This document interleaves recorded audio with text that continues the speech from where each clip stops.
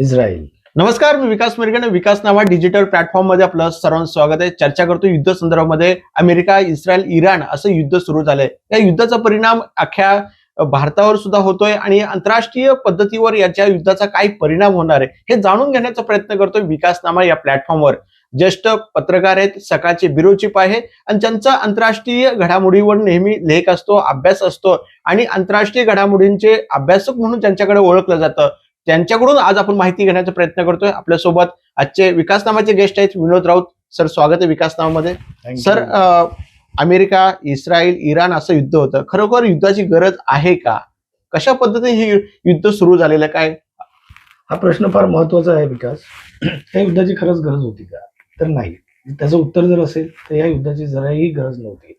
युद्धाचं कारण काय सांगितलं जातं? ट्रम्प यांच्याकडनं जे युद्धाचं, इस्रायल आणि ट्रम्प म्हणजे डोनाल्ड ट्रम्प यांच्याकडनं या युद्धाचं कारण असं सांगितलं जातं की इराण हा लवकरच अण्वस्त्र डेव्हलप करत होता आणि त्यामुळे जगाची जी शांती आहे ती धोक्यात येऊ शकली असती, असं एक कारण दिलं गेलं.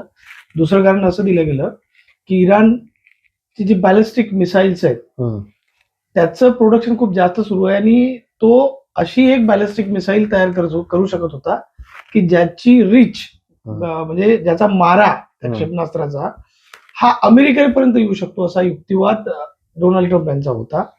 मात्र हे दोन्ही जे युक्तिवाद आहे हे बिलकुल योग्य नाहीये, चुकीचे आहे आणि ते असं सिद्ध आहे की मुळात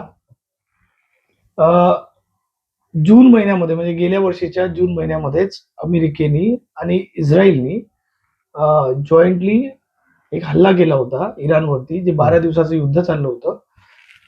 ट्रम्प आणि शेवटच्या 2 दिवसाला ट्रम्पची जी अमेरिकन फौज आहे, जे अमेरिकन सैन्य आहे ते याच्यामध्ये उतरलं होतं आणि जे अण्वस्त्र जिथं डेव्हलप केलं जात आहे त्या ज्या 2 मोठे प्रकल्प होते, अण्वस्त्र प्रकल्प होते इराणचे, ते पूर्ण म्हणजे बंकर बस्टर बॉम्ब म्हणतात, जे फक्त अमेरिकेकडे आहे. म्हणजे जे अगदी जे मोठे मोठे बंकर्स असेल, म्हणजे तुम्ही तळात जर तो जो अण्वस्त्र कार्यक्रम सुरू होता त्या तळाच्या खाली म्हणजे अगदी भूमिगत जे कार्यक्रम होता तो, तर ते अमेरिकेकडेच ते एक मोठं एक ती क्षमता आहे बस्टर बॉम्बची, बंकर बस्टर बॉम्बची, की जी खालीपर्यंत जाऊ शकते. अमेरिकेच्या हवाई दलांनी तो हल्ला केला आणि ते जे 2 त्यांचे प्रकल्प होते, अण्वस्त्र कार्यक्रम जिथं सुरू होता ते प्रकल्प, भूमिगत प्रकल्प त्यांनी पूर्णतः नष्ट केले होते. ट्रम्प यांनी दावा केला होता त्यानंतर की आता जो इराणचा अण्वस्त्र कार्यक्रम आहे तो पूर्णपणे संपलेला आहे, आम्ही जमीनदोस्त केलेला आहे मुळासकट, आता काही होऊ शकत नाही त्यांचं, असा त्यांनी दावा केला होता. आणि असं काय झालं की 6-8 महिन्यामध्ये त्यांना असं वाटलं की इराण परत हे करू शकतो. बरं, ह्या युद्धामध्ये इराणची जे एअर डिफेन्स म्हणजे हवाई संरक्षण जी प्रणाली असते ती पूर्णपणे इस्रायलनी नष्ट केली होती. त्यांच्या बॅलिस्टिक मिसाईल सुद्धा त्यांचा जो साठा आहे तो पण कमी झाला होता. असं असताना एवढ्या कमी याच्यामध्ये असं काय झालं की इराण परत, अमेरिका इराणला एवढी घाबरते की ज्याच्यामुळे युद्ध करावं लागतं सातत्याने? बघा, मिडल ईस्ट मध्ये म्हणजे मध्य पूर्व याच्यामध्ये इराण हा कायम इस्रायलचा दुश्मन राहिलाय आणि अमेरिका आणि इस्रायलचे जे काही संबंध आहे एकदम प्रगाढ संबंध आहे. लक्षात ठेवा, अमेरिका आणि इस्रायल या एकाच नाण्याच्या 2 बाजू आहे. जर तुम्ही इतिहासाकडे जर लक्ष दिलं किंवा इतिहास जर बघितला तुम्ही, तर तुम्हाला लक्षात येईल की इस्रायल हा अमेरिकेचा आणि अमेरिका इस्रायलचा अत्यंत दोस्त आहे. कारण अमेरिकेमध्ये जे ज्यू लॉबीज आहेत, जे लॉबीज आहेत, जे लोक आहेत ते प्रचंड प्रभावशाली आहे.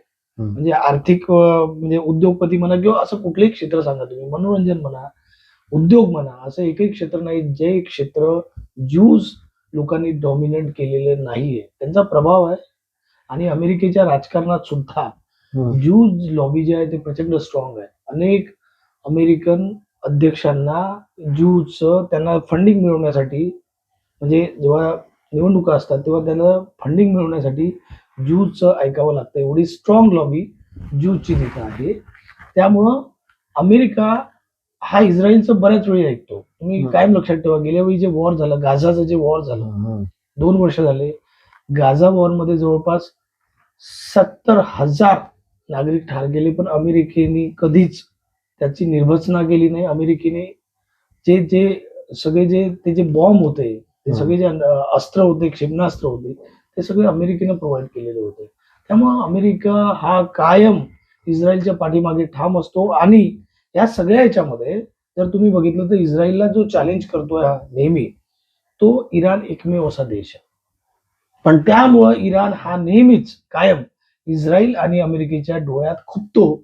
त्यामुळं कॉन्स्टंट इराण हे त्यांच्या याच्यावर असतात. त्यामुळंच 1979 मध्ये जेव्हा खोमेनी म्हणजे इस्लामिक राजवट झाली किंवा इस्लामिक क्रांती झाली आणि सत्तापालट झाला, त्या दिवसापासून अमेरिकेने इराणवरती एवढे आर्थिक निर्बंध लावलेले आहेत की जवळपास असं म्हणतात की 12,000 निर्बंध लावलेले आहे इराणवरती. ओके. म्हणजे ते तेलाचा व्यापार करण्यावर त्यांना बंदी, त्यांना आयात करण्यावर बंदी, अनेक बंदी केलेल्या आहे. पण या सगळ्या बंदीचा यशस्वी मुकाबला करून इराण टिकून आहे. आणि इराण हा सातत्याने इस्रायलच्या विरुद्ध ज्या शक्ती आहेत.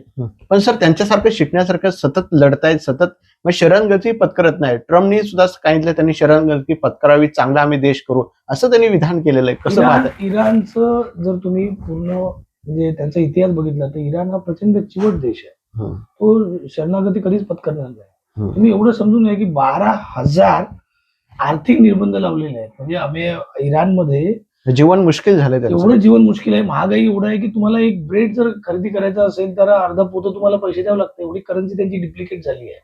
तर त्यांची जी करन्सी आहे इराणची, ती एवढी हे झालेली आहे, कमजोर आहे की म्हणजे दुसरा देश असता तर तो पूर्णतः कोलॅप्स झाला असता.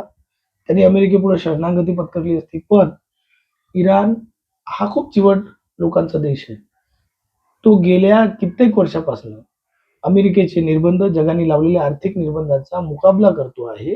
आणि तो देश तो मुकाबला तर करतोच आहे, पण त्यांनी अनेक गोष्टी पण डेव्हलप केल्या. म्हणजे आता एवढे निर्बंध आहे की त्यांच्याकडे कुठला देश जर त्यांना काही महत्वाच्या गोष्टी सप्लाय करेल तर त्या देशावरती सुद्धा आर्थिक निर्बंध असतात किंवा ते ब्लॅकआउट होतात. कारण एक जागतिक जो अर्थपुरवठाची साखळी आहे त्याच्यामध्ये अमेरिकेचं अजूनही वर्चस्व आहे. अमेरिका तुम्हाला त्या जागतिक बाजारपेठेपासून ब्लॅकआउट करू शकतो किंवा ही क्षमता अजूनही अमेरिकेची आहे. तरी पण इराणने बॅलिस्टिक मिसाईल्स डेव्हलप केल्या.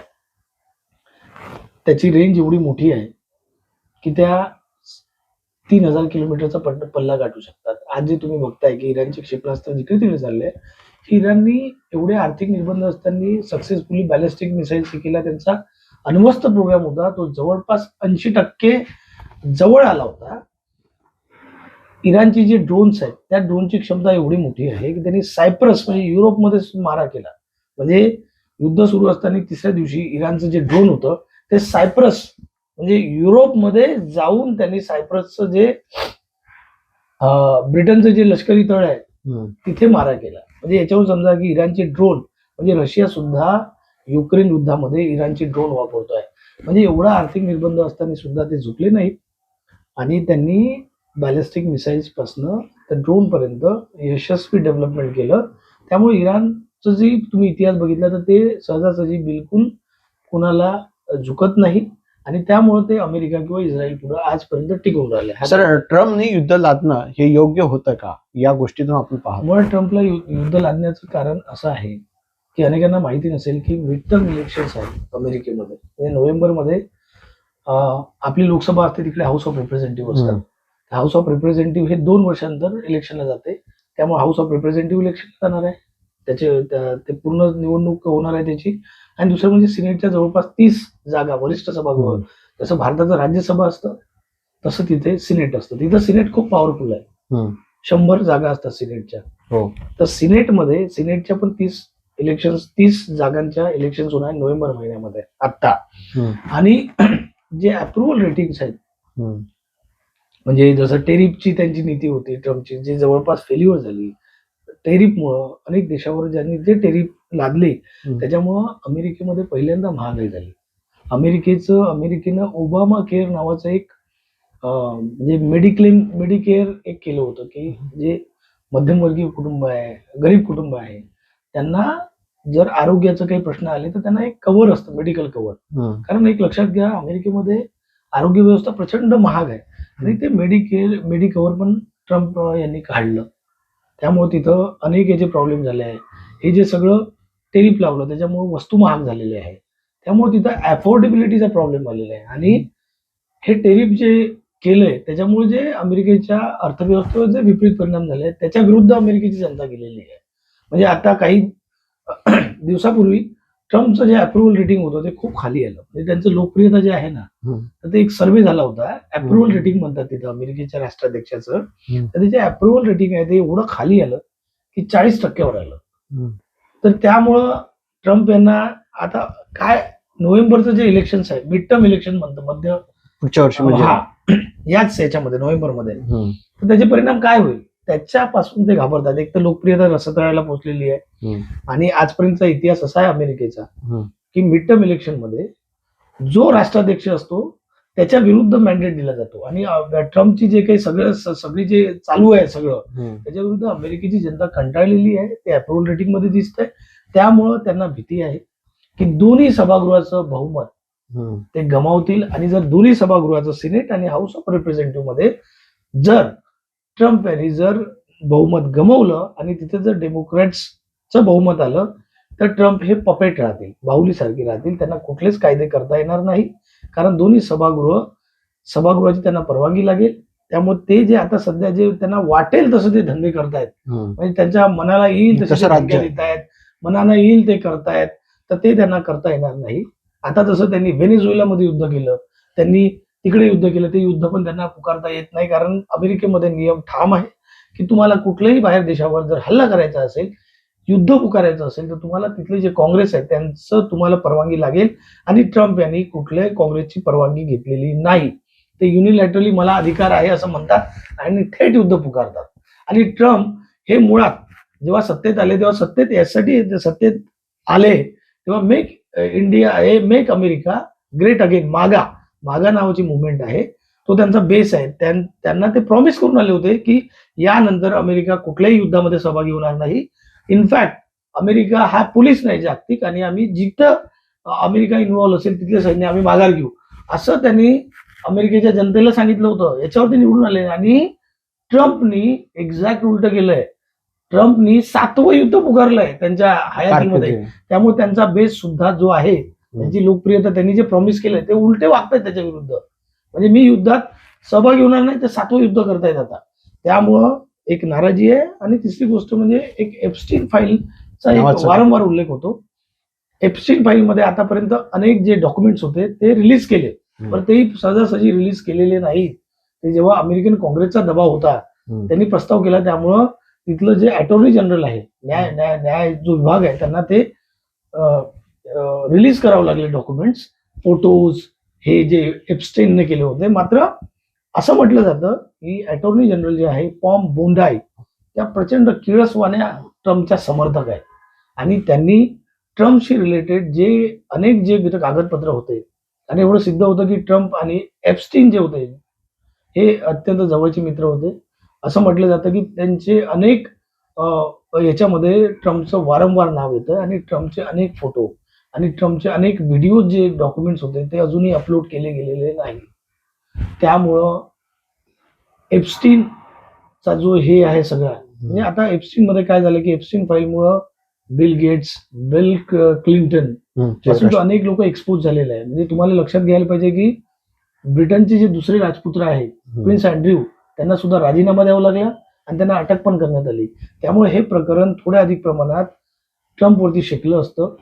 त्यामुळे त्याच्यावरून लक्ष विचलित करण्यासाठी सुद्धा असं म्हटलं जातं की ट्रम्प यांनी इराणवरती युद्ध पुकारलेलं आहे. त्यामुळे 2-3 गोष्टी होत्या आणि त्यांना असं वाटतं की याच्यातून थोडं लक्ष वेधू आपण. आणि इराणमध्ये त्यांचा एक व्हेनेझुएलामध्ये काही महिन्यापूर्वी त्यांनी हल्ला केला होता आणि एका रात्रीच्या हल्ल्यातून निकोलस मदुरे नावाचे जे राष्ट्राध्यक्ष आहेत त्यांनी अरेस्ट केली होती आणि व्हेनेझुएलावरती त्यांनी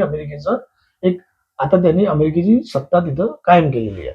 त्यामुळे त्या 2 दिवसात जे काही त्यांना ट्रम्प यांना जे यश मिळालं, त्यांना वाटलं की हे यश आपल्याला इराणमध्ये सुद्धा मिळेल. पण त्यांचं मिसकॅल्क्युलेशन झालं आणि एक अमेरिकेत सुद्धा म्हणजे खोमेनी होते, त्यांना दुसरं ठार करण्यामध्ये अमेरिकेमध्ये सुद्धा इराणबद्दल एक म्हणजे असंतोष आहे. खोमेनी यांच्याबद्दल प्रचंड राग आहे.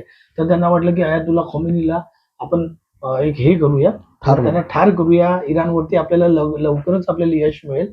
त्यांना असं वाटलं होतं की 2 ते 3 दिवसामध्ये इराण हा त्यांना सरेंडर होईल, पण तसं झालं नाही. त्यामुळे त्यांची गणित पूर्ण उलटलेले आहे. त्यामुळं ट्रम्प यांची जी कारणं आहेत ती अत्यंत तकलादू कारणं आहेत. त्यामुळं ट्रम्प यांना जे वाटलं होतं की इनिशियल काही दिवसामध्ये इराण शरण येईल, तर तसं होत नाहीये. त्यामुळं ट्रम्प यांचे सगळे जे आराखडे होते ते सगळे फसलेले आहेत. त्यामुळे ट्रम्प यांनी फक्त, आपण जर म्हणायचं असेल तर ट्रम्प यांनी फक्त वैयक्तिक स्वार्थापोटी अमेरिकेच्या परत म्हणजे लोकप्रियता मिळवण्यासाठी, आपले अप्रुव्हल रेटिंग जे आहे ते सुधारवण्यासाठी त्यांनी हा इराणवरती अटॅक केला आणि तो त्यांच्या जीवाशी बेधलेला आहे. सर, युद्धाचा जगावर काय परिणाम होईल या आपला इराण, इस्रायल आणि अमेरिका या संपूर्ण देशावर काय परिणाम होणार आहे? आपण ते परिणाम जाणतो आहे. आपण म्हणजे टीव्हीवरती ते कॉन्स्टंट आपण बघतोय. जगावर प्रचंड परिणाम होणार आहे. कारण इराण आणि मिडल ईस्टचे आहे, मध्य पूर्व म्हणजे आखातातली देश जगाचे सर्वात मोठे तेल पुरवठादार देश आहे. इराणच्या बाजूला जे हॉर्मुझ नावाचं जे आखात आहे, एक चिंचोळी आखात आहे, तिथून जगातलं 1/5 म्हणजे